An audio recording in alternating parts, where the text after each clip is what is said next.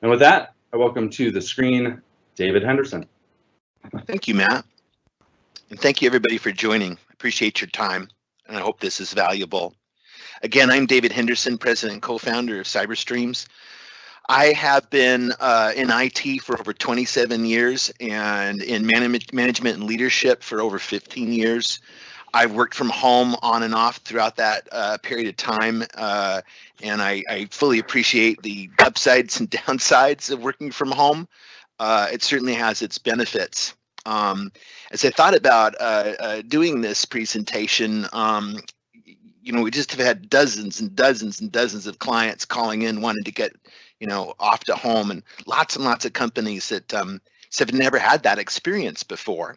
So I thought it'd be of value to just quickly touch on some technology-related aspects of moving from the office to home, and then my dear friend Aaron Schmookler, who I've known for years, is out there helping business leaders, managers, teams.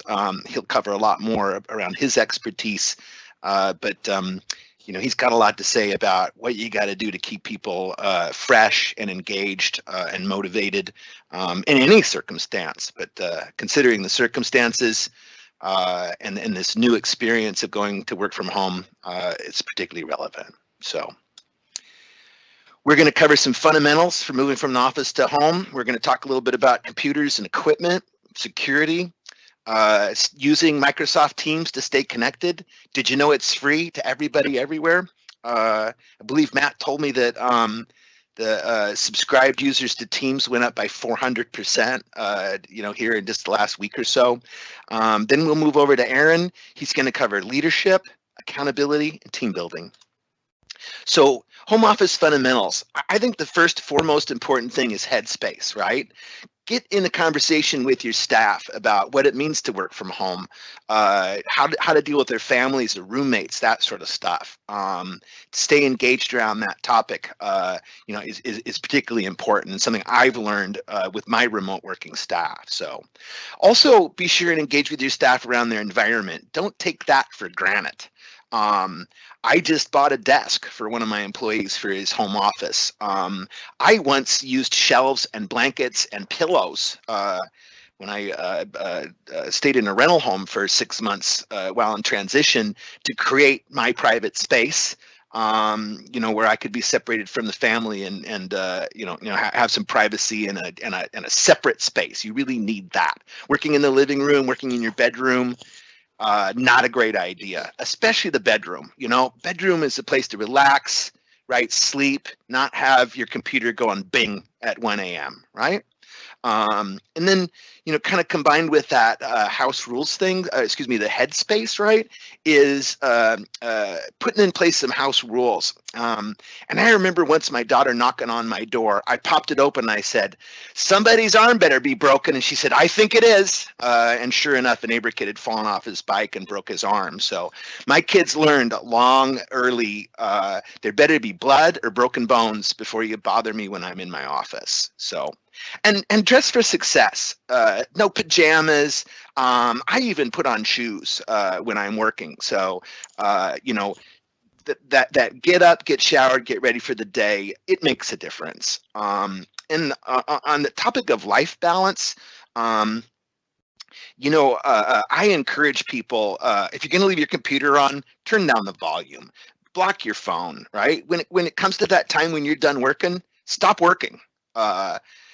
Extremely distracting and problematic to get too much of your home life and your business life combined.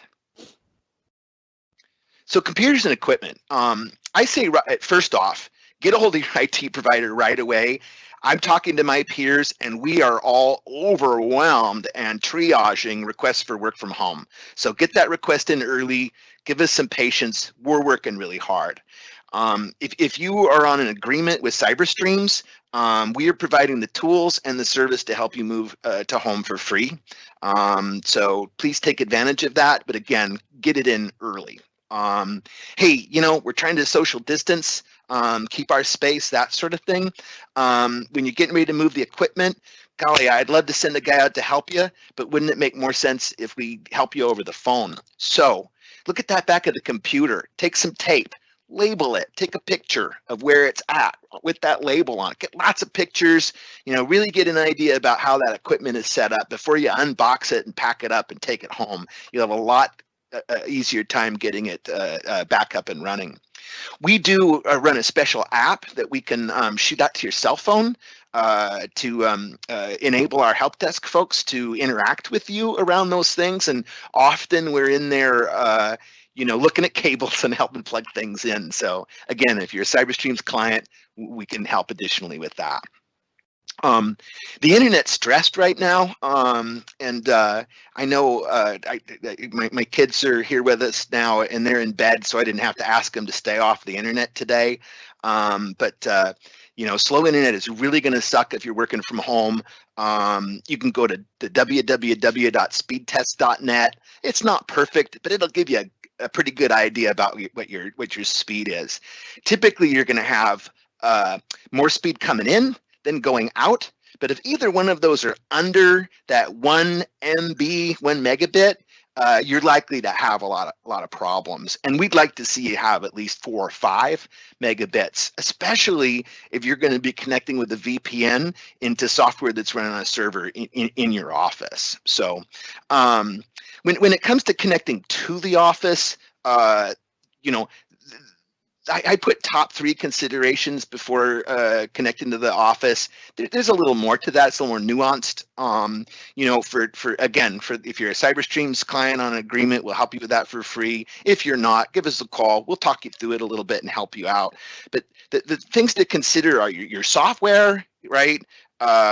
Your computer, right? And God, I'm trying to blank on the third one, Matt. Help me out here. I'll run it down a little bit differently. Are you all in the cloud, right? All your software in the cloud, are you the QuickBooks in the cloud? You don't have a server in your office and you don't have anything there. You've got your home computer, you've got your work computer, it's a laptop, you can pick it up and take it home, right? You're in a pretty good spot. You can get up and running pretty quickly. What a lot of people have though is, they have QuickBooks on a server in the office, or they have a line of business app in the office, right? Now you've got this, am I going to take my work computer home, or am I going to leave my work computer at the office, take a second work computer home, or am I going to work off of a home computer and want to access my computer at the office? There's a lot of perils and problems that get into that. I would say that if you have software running in the office, if you can leave a computer at the office, and then have a computer at home that you connect via VPN, then all that busy traffic between your computer and your server all happens at the office, and then you just see that happen on your screen. And that'd be the best scenario there, right? If you can't do that and you do have to take your office PC home, by golly, look into getting your internet speed bumped up, at least for the short term, right? And have some patience, expect some disconnects and things like that. So, and then for phones, there are a number of different phone systems out there that I would say range from a legacy key system. So it's an really older phone system. It's not set up for remote access or that sort of thing. Maybe you put a voicemail message on there and say, hey, out of the office, Corona, call me on my cell phone.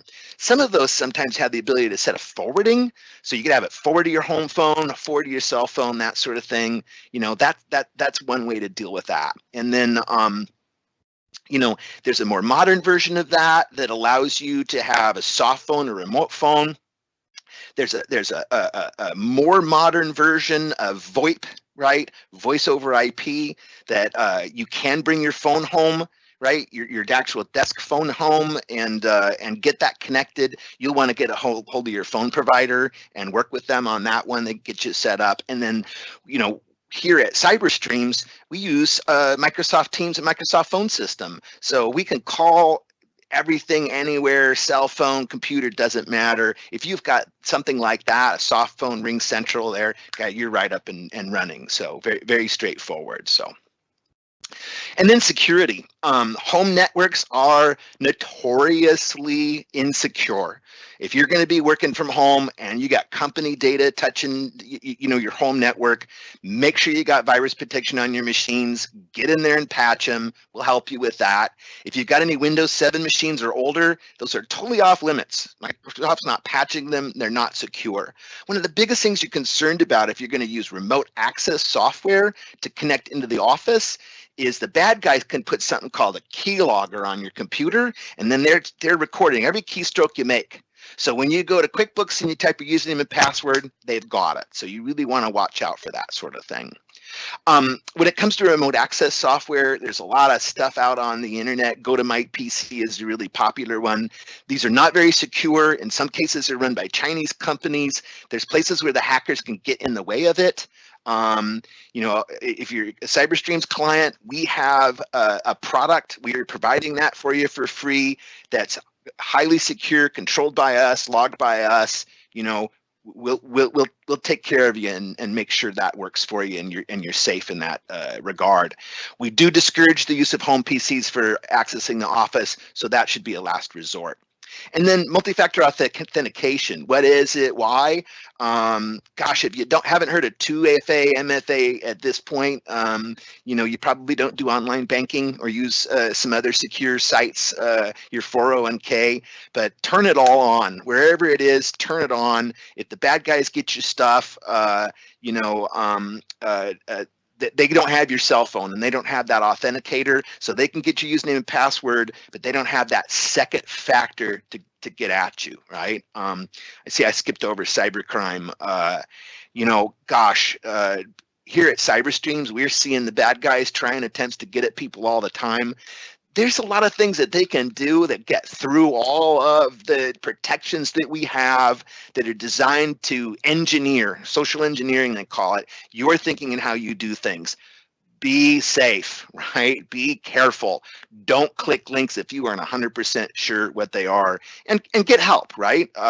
If you're concerned about security in your office, at work, right? Give us a call. We have an email address called threatchecker@cyberstreams.com. If you thought you got an email, you're not sure, send it there. We'll get back to you and let you know if it's a real threat or not. And then finally, Teams is free. If you're on Office 65, it's there. It can be a little complicated at first, but recently we turned up this virtual water cooler in the office, and we're encouraging people to get in there and just chit chat, pat each other on the back, that kind of thing. When you're working from home, having some space where people can get in and do that. Hey, how are you? What are you up to? That kind of thing. We encourage that for sure. And for those that aren't familiar with Teams, a really neat feature of that, you can see here when I grab this screen grab, I could have hovered over Eric here and it would say he was presenting. Aaron and Matt were busy, a couple folks away from their desk. Stanford's available. I can click and say, hi, do you want to talk? Do you want a video conference? That sort of thing. The last thing I'll say about it is, we were using Teams 4 years ago when it wasn't even a solid product, sort of eating the dog food, if you will. And I got cameras on everybody's desks. And I required, if you're talking to CyberStreams employees, I want you interacting, with people via video and audio, right? Be present, eye contact, body language, it matters and it's important. So on to you, Aaron. All right, so I've unmuted, and give me just a second here to get my slide deck up here.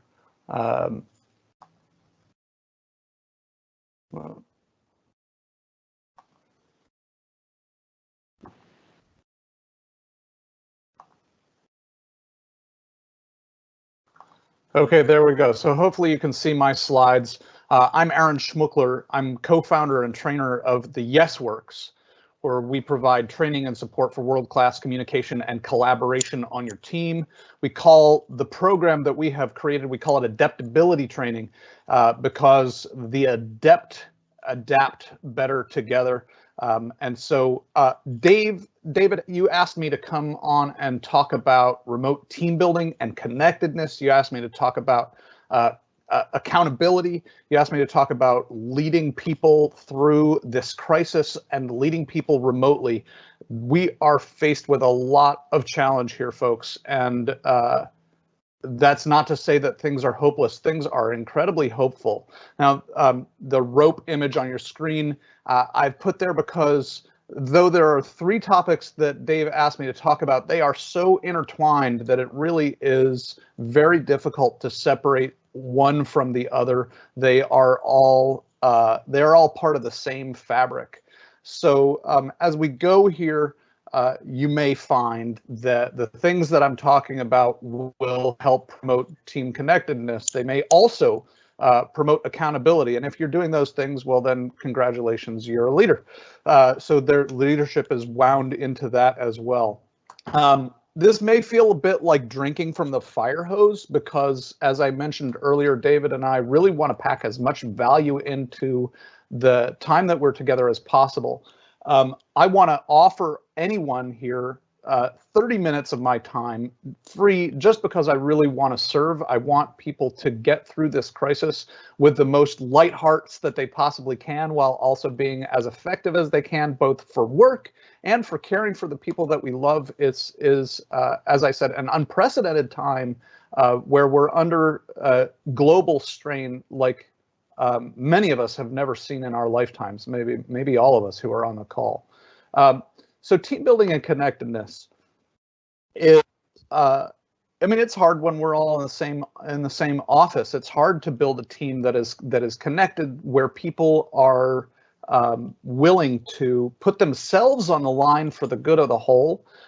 Some of you may have read Simon Sinek's book, Leaders Eat Last. And essentially the thesis of that book, and it's really true, is that when people are stressed, when people are afraid, then they neurochemically cannot put the interests of others above their own.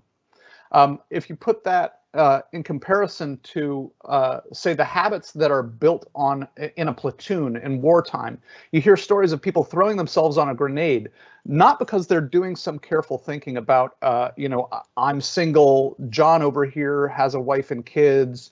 If I throw myself on the grenade, then I save my whole platoon and one versus all of them. There's none of this thinking. What there is a steady habit of caring for others, which is permitted by knowing that others have your own interests at heart. And so the more that we can convey our care for others' self-interest, the more they can release their own care for their own self-interest. And that's a big part of team building and connectedness.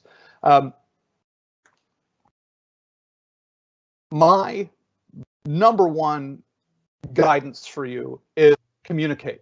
Communicate all the time. It's great to have a standing 10-minute meeting in something like this tool that we're on right now, Microsoft Teams or any other place where you can get together, make eye contact, see each other's faces, and communicate about what it is that you're up to today, what are the obstacles that you see, and what kind of help do you need. That quick 10, 15-minute standing meeting every morning for your team. Now, that's not possible for everybody. The closest you can get to that, the better your team will be, the more you'll have people rowing in the same direction. Communicate the same thing many times. Anything that's important, you're going to have to communicate multiple times. And this is true whether we're remote or not, but it's especially true when we're remote. There's a podcast that I love that I recommend wholeheartedly, by the way, called Manager Tools. And I heard them, I think it wasn't their own statement, but they quoted the other day somebody as saying, if you tell your team something 7 times, then half of those people will tell you that they heard it once. So that may be a bit of an overstatement, but not much. So I'll say it again, right, in keeping with my own guidance. If it's important, communicate it multiple times and communicate it over multiple media. It's not difficult to or expensive to create a podcast. You can create a podcast for within your own company that you share with your employees. You can have these standing meetings that I'm talking about. You can send things out via email. You're going to have conversations with people, and you kind of repeat these things multiple times. If it's important to you and you want people to really know it and act on it, then communicate it multiple times, just like I've just done, and over time. And then, and I want to put particular stress on this. Go for real-time communication media. Err on the side of real-time communication media, and there I'm talking about video calls like this, the using Teams or any other video client where you are able to communicate back and forth rapidly. Now, some people may talk about instant message, and instant, right? Instant sounds like it's real time. I'm here to say it's not. It's not real time. There's so much of a gap in there, and there's so much less information than there is on the phone or in video, that there's so much space for misunderstanding, miscommunication, building resentment. So which is not to say I don't use email or instant messages, but there are a few tests that you can use. One, is this communication likely to be disappointing, angering, or otherwise emotional for the other person to receive? If the answer is yes, do not put it in writing. Get it live with the vocal tonality and all that kind of stuff. If it's a sophisticated message, do it in real time. If it's absolutely critical that the person really receive and understand it, put it in real time. If it's time sensitive, put it in real time. That way you know the other person has gotten it. You can check for their understanding. Say, all right, I've told you what I'm expecting from you. Can you tell me in your own words, just so that I know that we're on the same page? And I'll tell you a quick story here. A couple of years ago, when I had my then baby daughter with her nanny, we agreed that we were going to rendezvous at the Nisqually exit from I-5, and we were going to do that at such and such a time. And she said, okay, well, where at the Nisqually exit are we going to meet? And I said, well, let's meet at the lower parking lot at the golf course. And she said, okay, which is not something I would have heard via text. And because she said okay and was about to hang up, I did not quite believe I heard okay, but I didn't quite believe the okay. So I said, hang on a second. You said okay, but it didn't sound like you're really okay. And she said, well, I don't know where the golf course is. I've never seen that. I said, okay, great. Well, tell me where you know. And she mentioned the Chevron parking lot. And I realized only in that moment that we were talking about two completely different parking lots. And so when she was 5 minutes late for our rendezvous and I was calling her, I was not yet particularly worried. I was calling her and she wasn't answering. I was not yet particularly worried. When she did show up 5 minutes later, she told me that her cell phone battery had died, apologized for being late, and we did the handoff. If I had been at a different exit, I would have spent the next 45 minutes wondering where the heck she was, wondering, calling the police, getting a missing persons report going, all kinds of panic for me and panic for her while she was waiting at the Chevron station an exit away. And so this doesn't have, I think you can probably imagine how this has direct relevance for you and your work and the chances for miscommunication on your team. Real principle, an important principle of our work at the YesWorks in our adaptability training, be obvious. And this has a few components. One, especially in times of crisis, let there be no elephant in the room.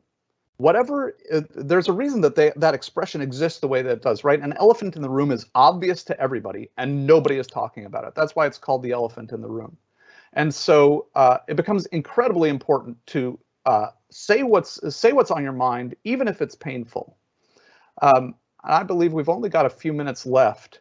No, let me back up. I'm sorry, I can't see my clock. I didn't realize that on this, using this software, I would be not able to see my clock. But be obvious also includes this idea that what's obvious to me is not necessarily what's obvious to you.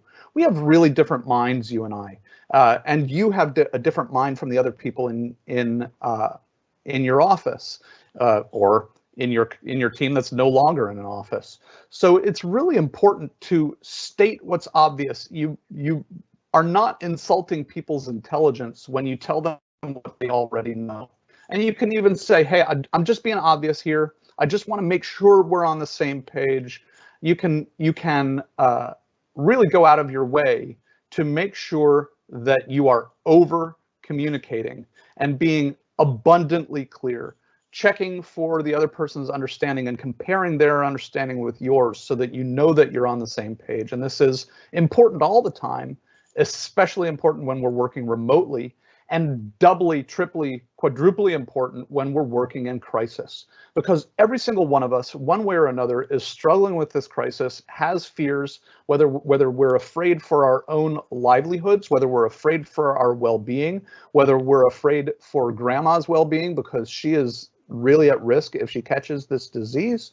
All of us are under tremendous strain. And so it's even more important than usual to be obvious in these ways that I'm suggesting.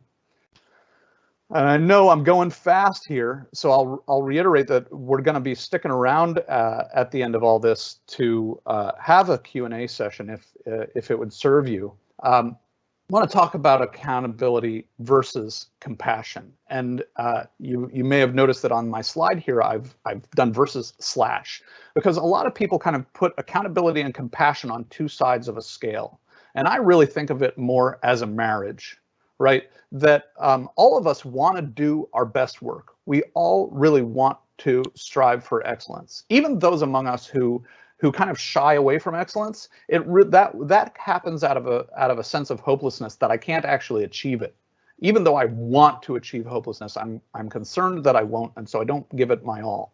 When you express both your confidence in each other and your insistence on excellence, when you say, hey, I have all the confidence in the world in you, David, and the standard is X and you haven't quite gotten there, here's the gap, then that really is a compassionate act, because I'm telling David that I believe in him and I'm helping him figure out his way to full compliance with the standard of service, or the standard of excellence in our editing, whatever it is that the work that we're doing, we all want to do it excellently. And so asking somebody for accountability, pointing out the gaps between their performance and the standard, really is an act of compassion. And then there's another way that compassion and accountability line up here, and where there is a little bit more of a balancing act. And that is that we're all going to be failing. Right, there's a tremendous amount of new stuff for us all to be doing, whether we've been working from home for a long time or not. There's still a tremendous amount to learn right now. And it is an act of compassion and accountability to say, Matt, I expect that you are going to fail at this. I'm just going to let you know you have my permission up front to fail, and also to put in a backstop to say you can fail up to this degree, and then beyond that is not okay. We don't want this to impact our clients, for example. So if your failure impacts our clients, you're going to hear from me about it. Just to let you know, right? This is where the degree to which you can fail, the degree to which you can fall short without there being a significant problem, and let's catch our failures early so that they don't compromise our ability to maintain a quality brand, to maintain good work. And then there are going to be people who potentially are falling short in a bigger, more profound way. And it is possible to have compassion for these people and also need what you need. And you can express your compassion and also say, this can't continue. And that's where there's this word "and" is so important, right? If I say, Matt, I have compassion for the fact that your mom is sick, that you have not been able to get the groceries that you need, and also the company needs this. We need to figure out a way to get it. whether that's by furloughing you so that we can bring somebody else in temporarily, whether that's, what do we need to do in order to get the company what we need? And that's, I have compassion and I have this need, rather than I have compassion, but I have this need. That word but is toxic to the relationship. And we say at the Yes Works, it's never about the thing, it's always about the relationship. An incredible power tool for leaders in this moment and all time, but especially in this moment. There, I just said but, right? You notice what an addiction we all have to the word but. An incredibly powerful leadership tool is the one-on-one, the weekly one-on-one, something that's scheduled, regular, and on your calendars. 30 minutes to get together and just talk about what's on your mind together. Your direct report goes first, you go second, each of you gets 15 minutes. If your direct report goes over because there's so much on their mind, do that. This is a tool for accountability. It's also a tool for connectedness. It's a tool that has incredible power in building trust. And we have a guide at the Yes Works for doing remote one-on-ones. It's something I'm happy to provide you for free, just to send you this guide that is very thorough and pretty comprehensive in how to use this power tool. And I wholeheartedly recommend it. The last thing that I'm going to talk about is emotional labor. There is a real risk of burning out. You and your staff, everybody that you work with, is under the gun right now. We're under a tremendous amount of strain. And one of the things that puts a lot of strain on us is something that in a lot of industries they call emotional labor. And this is the work of acting cheerful, putting on a happy face, not letting your emotions show. And I'm going to say that your real emotions have a place at work. Expressing negative emotions like anger or frustration, particularly directed at somebody, that doesn't have a place at work. But there's no need to be cheerful for people. You do not have to put on a brave face for people. What is useful, and actors know this, right? It's the hams, the folks that who we say they are wooden or plastic actors whom we don't believe. They are pretending to be cheerful, pretending to be mad, pretending to be sad. There's no need for you to pretend any of these things. Instead, I can work to fill Betty up with hope. I can work to reassure Jack. I can work to build Betty's confidence. And when the test is in the other person, my emotions, the ones that are relevant, will bubble up to the surface organically. And it is so much less work when we are acting to serve another that this is an incredibly powerful shift.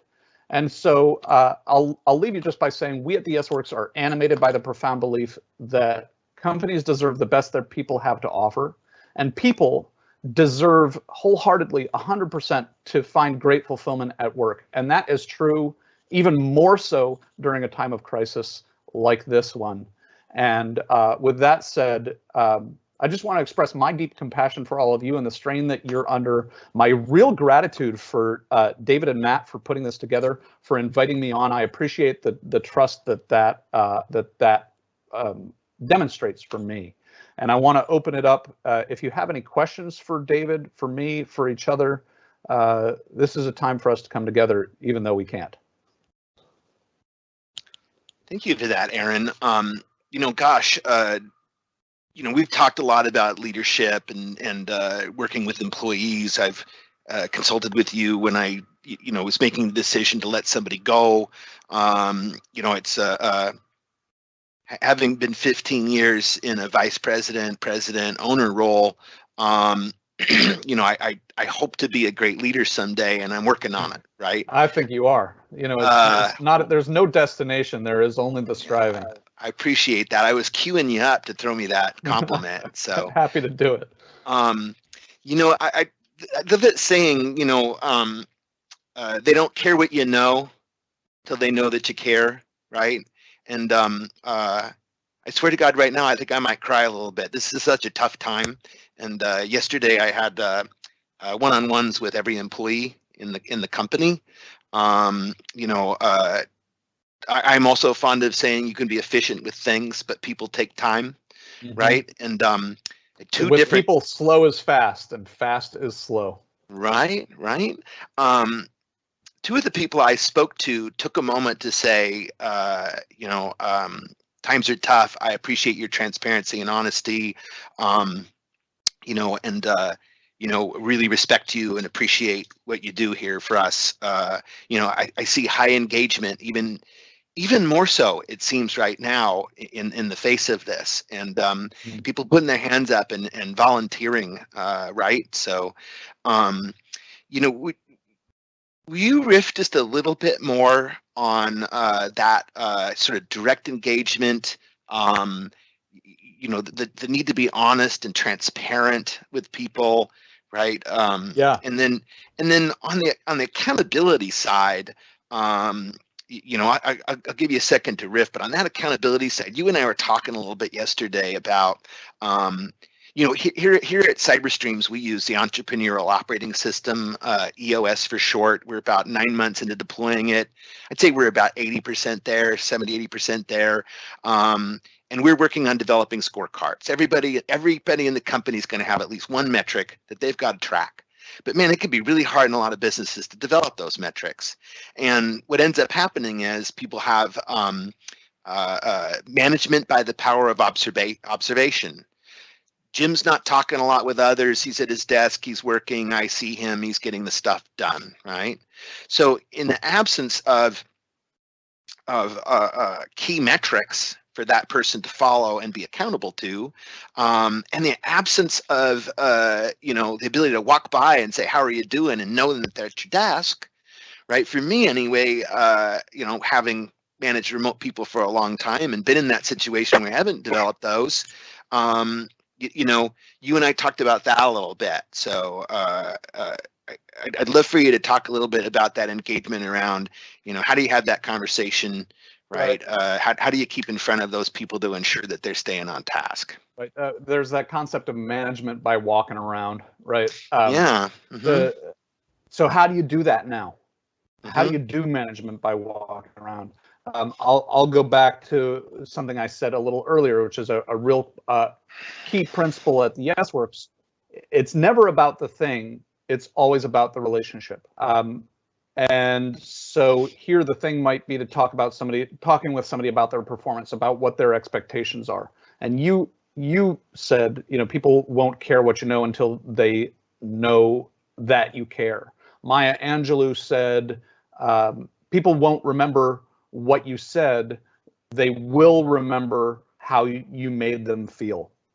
And so that's always going to be a part of my answer to this. Then on a more practical standpoint, I mentioned the importance of having a standing meeting every morning where you're spending 15 minutes together talking about what's going to get accomplished today and what are the speed bumps between you and those accomplishments.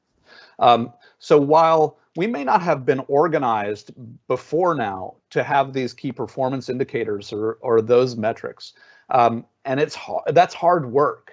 It is a little bit easier work for me to say to you, David, if I manage you, all right, David, here's what I want you to accomplish today. If you get to the end of today and you've done X, then I will consider your day to have been a success. What do you need from me? What do you see in your way? What kind of resources do we need to bring to bear so that you can accomplish X by the end of today?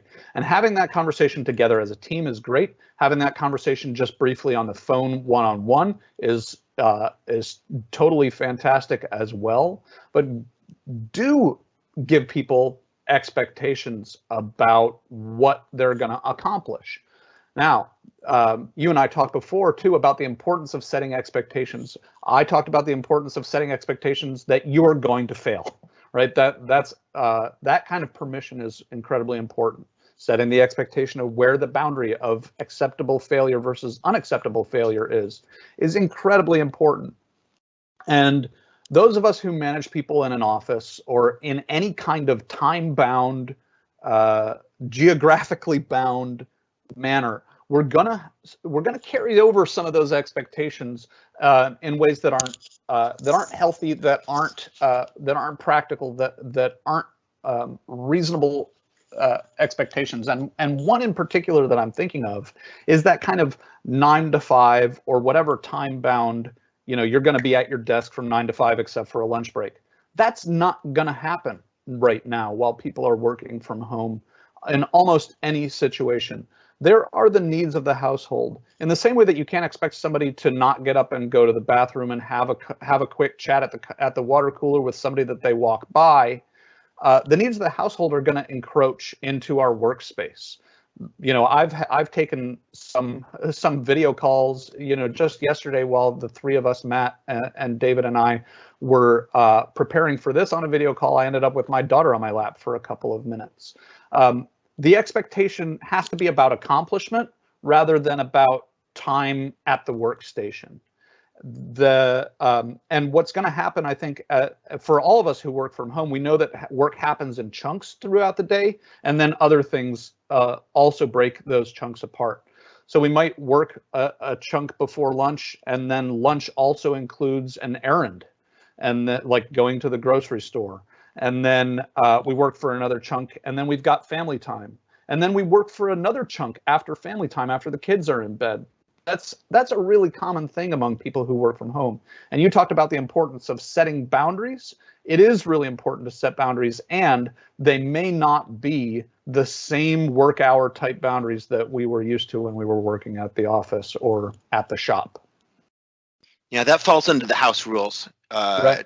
When my kids were little, if the door's shut, you only knock if somebody's injured. So yeah. Hey, I've got a question here, or a topic from Kathy. Recommendations for leading a team community meeting when people are really scared. I can't manage the tech. I'm worried others will need what's outside of my scope. Yeah. So ask for grace, right? If you can't manage the tech, ask for grace. One of the things that I am resistant to, just kind of by my own character flaw, is asking for help. I can't count in the last couple of weeks how many times I've asked for help in ways that used to be uncomfortable. I'm learning a lot about how much people want to help, how much it really solidifies my relationships, and also how strong I look really when I ask for help. So asking for help, asking for grace is really important. There was one other thing that, as you were asking that question, Matt, I'd like to chime in there. Please. So I assume this is Kathy at the Child, and first thing I would say is give us a call. You want a little help setting up a meeting in Teams and practicing with that and getting a little guidance? Would love to help you out with that. Yeah. I often joke, go find the youngest person in the team, and they probably already know how to do it and they've never used the software before. So I second what Aaron is saying. If you're getting into an uncomfortable realm, it's perfectly okay to fumble and be challenged with it. Everybody's going to understand, but practice ahead, give it a go. I'll never forget 4 years ago, about 4.5 years ago, when Matt first introduced Teams to me. I'm 53 now. I used to be that guy bringing in the technology into the room and showing it to everybody, and I'd suddenly become an old fuddy-duddy. Don't give me new stuff, I can't think it. It took me very uncomfortable weeks to get accustomed to all the little gizmos and bells, and Matt patiently guided me through them one by one until it became second nature. I actually still fumble around with Teams a bit, and I'm still learning new things, but and I second that. Give yourself a break, be honest. I'm not comfortable with this, get some help. I'm question. So glad that you asked that question, Kathy, because it brings up something that I just find so incredibly important. I talked about emotional labor, right? Pretending that we're not scared is part of that unnecessary emotional labor. There is incredible power in naming the truth. And there's a behavior I call toxic positivity, right? Okay, we're behind on project X. Well, it's gonna be fine. Well, maybe it's going to be fine. Maybe it's not going to be fine. The fact is we're behind and we need to figure that out. That's no amount of it's going to be fine is going to fix that. We're scared. I'm scared. I'm not terrified. I'm a pretty even-keeled kind of guy, and I'm under strain that I have not been under before. I don't know.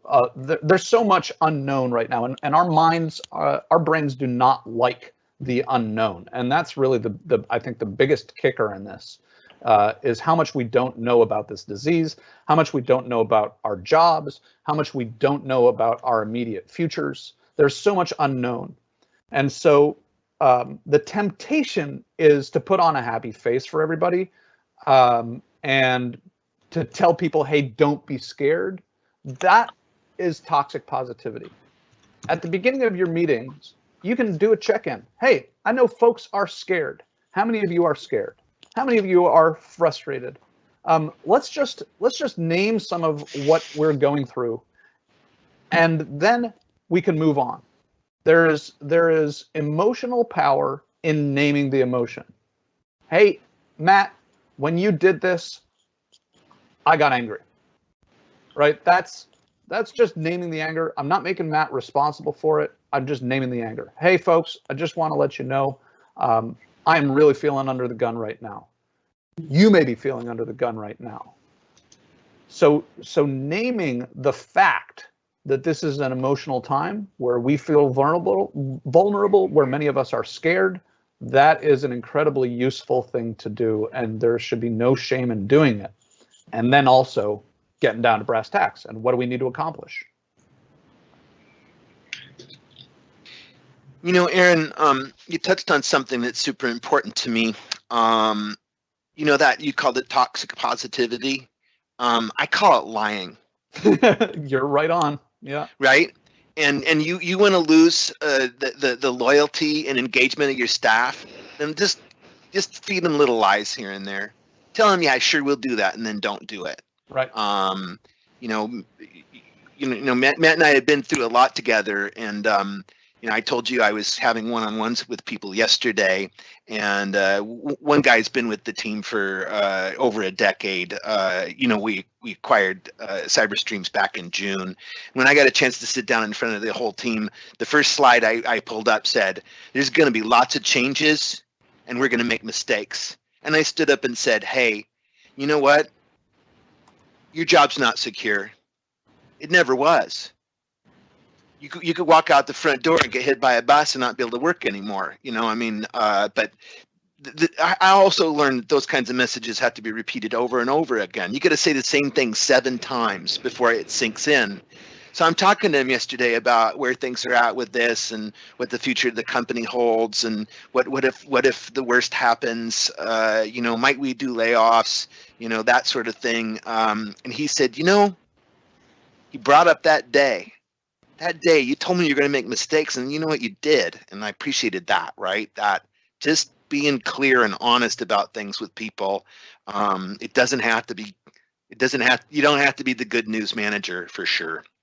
Very much agree with that. Yeah, yeah. People will respect you if you give them the bad news in matter-of-fact terms. Mm-hmm. Mm-hmm.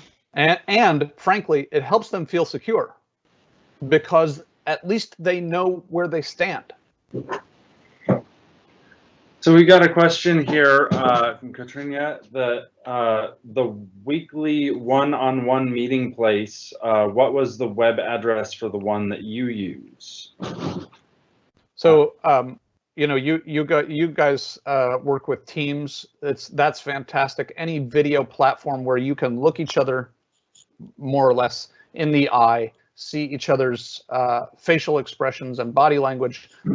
Those are all great places to hold the one-on-one. The how to do it, that's something that I'm offering in the guide. If you want it, I'm happy to send it to you for free. It's a PDF, you know, that you take handwritten notes on. By the way, I always recommend handwritten notes in meetings.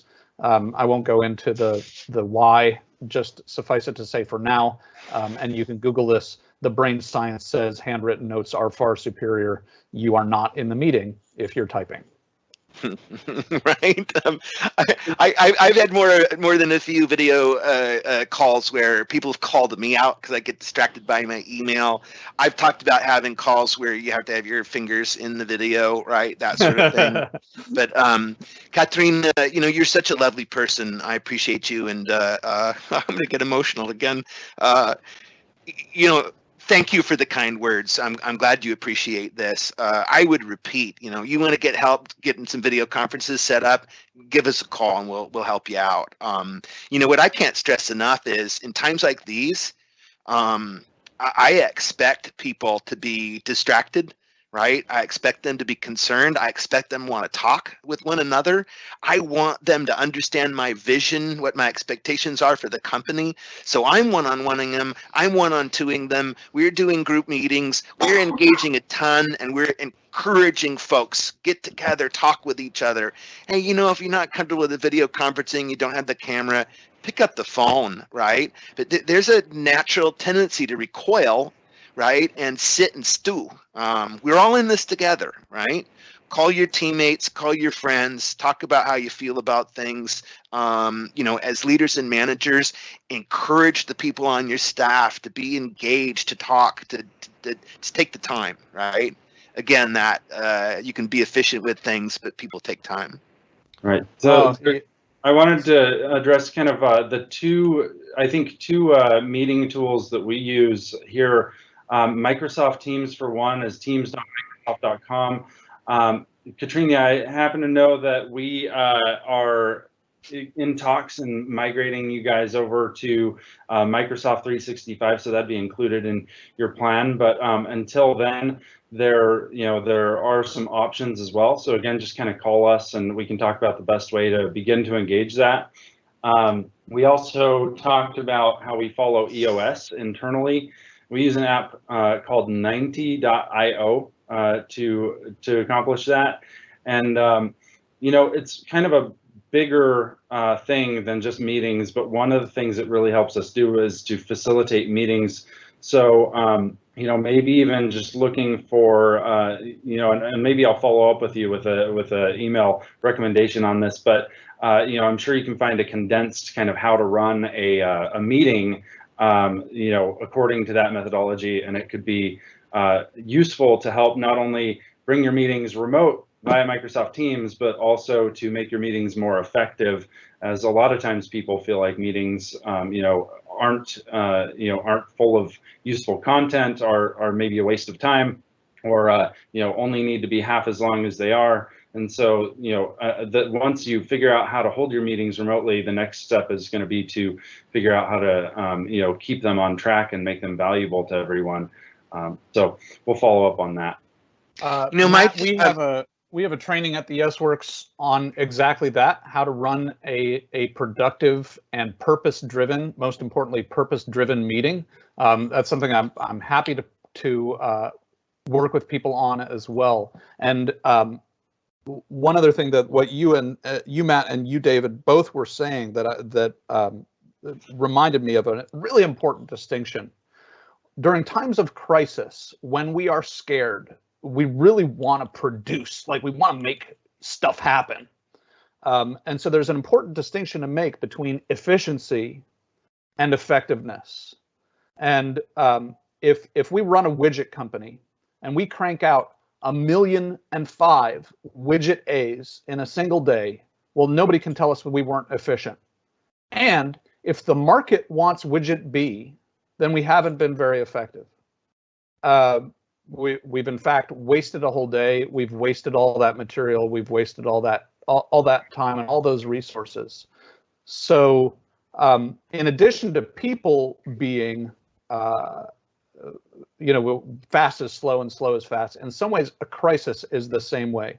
When I was a wilderness leader, I'd take kids out on backpacking trips. One of the first things that they taught us in wilderness first aid is, you facing a crisis, take a smoke break. Now that isn't PC to teach people anymore. So now I've heard some other folks call it a tuna moment, right? But you take a tuna moment. It's a time to just sit back and look at the crisis and figure things out. I know I spent some ineffective, efficient time at the beginning of this crisis marketing stuff that is probably 3-4 weeks out, right? How to innovate and problem solve. That's not what people need right now. What people need is things like Katrina's question. How do we lead people who are afraid? Because that's the most pressing thing right now. I've become much more effective in serving people because I've taken a little time to figure out what's really relevant. So slowing down in a crisis, incredibly important and incredibly difficult. To be effective, not efficient. Well, we're coming up on the half an hour. We just have 3 minutes left. When you're talking about great meetings and what have you, and I know there are many formats out there, and we use EOS, and the structure, the agenda, the timing of it, I really appreciate. We've much more effective meetings here now when we're running on a guide and people know what to expect. I think one of my favorite parts of the EOS meeting is the segue. So it's usually about 5 minutes, and it's to sharing some things, right? I prefer it to be positive. So often we go around the room and talk about some accomplishment, something we're happy about, something that brings us joy, and it's a great way to set a tone for the meeting and get pushing forward. But for those organized group meetings where you're looking to accomplish things, I definitely seek out a structure. Otherwise, you could just talk in circles and cover the same thing over and over again, or maybe you're having a meeting where what you want to do is work on your business instead of in your business, right? And you can get delving down into that day-to-day problem when you should be talking about what you're doing to improve the business itself or your organization, right. Some of those kinds of things. So I saw a meme or a comic this morning that said something like, "We're finally going to learn that meeting could have been an email." So meetings are about accomplishing things. They're not about reporting things. Yeah, good stuff. You reminded me of something. I read once that the #1 best use of email is to follow up from a conversation. And we're in this Facebook posting, LinkedIn, text message, blah, blah, blah, blah, blah. When in doubt, emotions are involved, care is concern. Talk to people, for crying out loud. So anyway, hey, Aaron, thank you for joining us on this today. I always enjoy hearing you speak. Matt, thanks for running the meeting. I appreciate it. For all the attendees, thank you so much for coming. I hope you found this useful and enjoyable. We're looking forward to doing some more of these in the future. So if you've got ideas for some topics, whether it's IT or otherwise, if you want to do a presentation and you want our help in setting it up, let me know. I'd love to be a facilitator. So again, thanks everybody for coming. Have a great day. Stay safe. Wash your hands. Let me say again, thank you so much for making this happen, and thank you for the real honor it is to put me in front of your people. Good stuff. Take care. Bye all. Be well. We will be sending out a recording of this webinar within the next couple days here, link that you can click. If you have any questions that haven't been answered on this call, just email us at info@cyberstreams.com. And we hope we've provided you with some valuable information today. Go out there and be happy, healthy, and productive. Thanks. Bye all.